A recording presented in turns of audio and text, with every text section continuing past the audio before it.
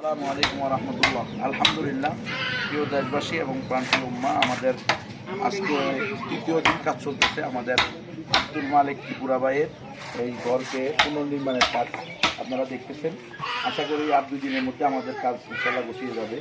দোয়া করবেন আল্লাহ তাআলা যেন আমাদেরকে সঠিকভাবে স্বল্প সময়ের মধ্যে ভাইয়ের কাজটা আঞ্জাম দেওয়ার তৌফিক দান করেন। বৃষ্টির সময় শুরু হয়ে গেছে, বৃষ্টি আসলেই কষ্ট পাবে।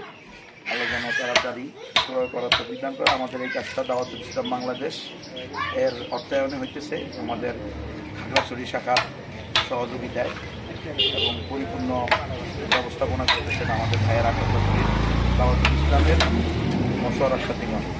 সকলের নিকটে দোয়া চাই আল্লাহ তাআলা যেন আমাদেরকে এইভাবে আরও বেশি বেশি আমাদের বঞ্চিত এবং বিশেষ করে আমাদের মুসলিম দরিদ্র ভাই বোনদের পাশে দাঁড়ানোর তৌফিক দান করেন।